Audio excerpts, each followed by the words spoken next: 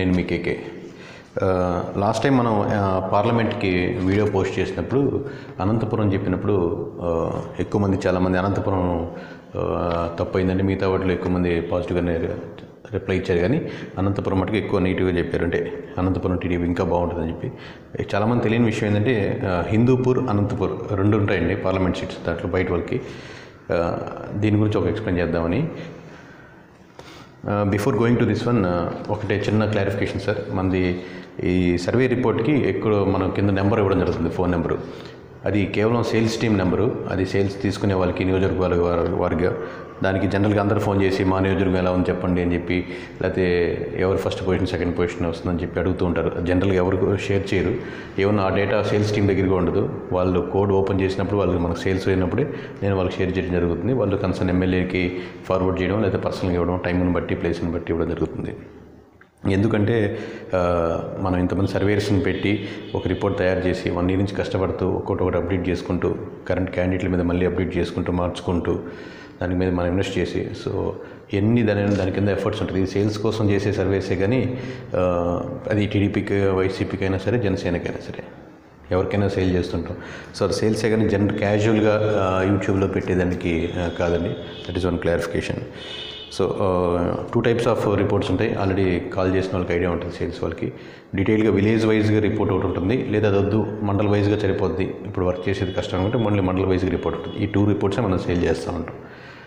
ఓవరాల్గా values, final values అయితే ఒకటే ఉంటాయి, అయితే మండల వారీగా ఉంటుంది, ఒకటి విలేజ్ వారీగా ఉంటుంది. So that's only difference. So sales తీసుకునే వాళ్ళు మాత్రమే కాల్ చేయండి. అప్రిషియేషన్ చేసేదానికి కాల్ చేస్తూ ఉంటారు, థ్యాంక్ యూ. బట్ టైం తక్కువ ఉండడం వల్ల కాల్స్లో బిజీగా ఉండిపోతున్నారు వాళ్ళు. కొంతమంది తిట్టేదానికి కూడా కాల్ చేస్తూ ఉంటారు. ఎలా చెప్తారు మీరు 4000 శాంపుల్స్తో ఎలా చెప్పగలుగుతారని అలా వాళ్ళు ఉంటారు. 1-2%, 90% ఎక్కువ బాగుందని ఎక్కువ అప్రిషియేట్ చేసేవారు ఉంటారు, లేదా కనుక్కునేదానికి కాల్ చేస్తుంటారు. సో మీ కాల్స్ వల్ల ఆ టీం బిజీగా ఉండిపోతుంది. Okay, so coming to this point, ఇక్కడ మీరు హిందూపూర్ చూసుకున్నారంటే అండి, హిందూపూర్లో టీడీపీకి బలమైన నియోజకవర్గాలు ఎక్కువ ఉంటాయి. అనంతపురంలో actually Congress vote banking first నుంచి ఉన్నటువంటి నియోజకవర్గాలు ఎక్కువ ఉంటాయి. ఇప్పుడు మీరు చూసారంటే ఇక్కడ హిందూపూర్లో ఇక్కడ ధర్మవరం, హిందూపూర్, మడకశిర ఎస్సీ, పెనుగొండ, పుట్టపర్తి, రాప్తాడు, కదిరి. వీటిలో మనకు హిందూపూర్, పెనుగొండ, పుట్టపర్తి, కదిరి, అంటే వీటిలో ధర్మవరంలో, ప్రాప్తాల్లో టీడీపీ ఉండదని కదండి, మడకశిరలో ఉంటుంది, ధర్మవరం ఉంటుంది. వీటిలంతా పాజిటివ్ ఎక్కువ ఓట్ బ్యాంకింగ్ ఉంటుంది అన్నమాట. టీడీపీ ఓట్ బ్యాంకింగ్ ఎక్కువ ఉన్న నియోజకవర్గాలు ఇవన్నీ. మీకు హిందూపూర్ చూసుకున్నా, పెనుగొండ చూసుకున్నా, పుట్టపర్తి చూసుకున్నా, కదిరి చూసుకున్నా, సో ఈ 4 బలంగా ఉండేసరికి పార్లమెంట్ వచ్చేసరికి స్థాయికి వచ్చేసరికి బలం పెరిగిపోతుంది. మీరు ఇక్కడ చూస్తే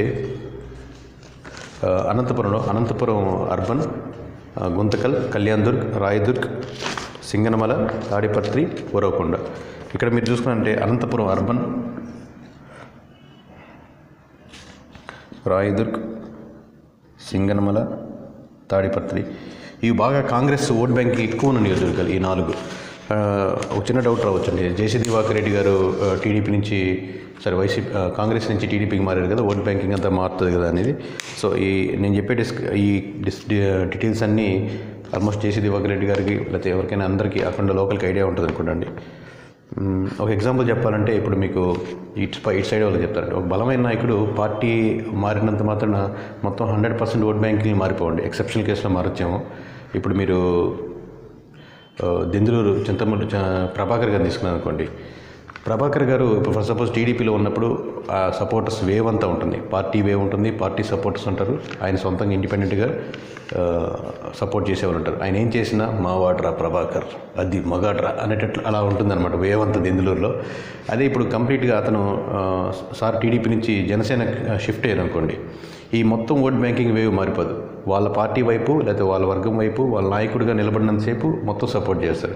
అదే కంప్లీట్గా వాళ్ళకి అగెనిస్ట్గా ఉన్నటువంటి పార్టీ వెళ్ళినప్పుడు ఒక 10%, 20%, 30% మ్యాక్సిమం ఈ మాత్రమే షిఫ్ట్ అవుతుంది, కానీ మొత్తం ఓట్ బ్యాంకింగ్ షిఫ్ట్ అవుతుంది. సో జేసీ దివాకర్ రెడ్డి గారు కాంగ్రెస్ నుంచి టీడీపీకి ఉన్నా కానీ కొంత వర్గం మారింది, కానీ మొత్తం ఆ కాంగ్రెస్ ఓట్ బ్యాంకింగ్ అలాగే ఉంది. అది ఫస్ట్ నుంచి కాంగ్రెస్ నుంచి వైఎస్ఆర్ కాంగ్రెస్గా కన్వర్ట్ అయింది కాబట్టి అది ఆ కాంగ్రెస్ ఓట్ బ్యాంకింగ్ అలాగే ఉండిపోయింది. సో అనంతపురం అర్బన్ మీరు చూసుకున్నట్టు అనంతపురం అర్బన్ జనసేన కొంచెం చాలా బలంగా ఉంటుంది. బలం అంటే నా ఉద్దేశం 20% తగ్గదు.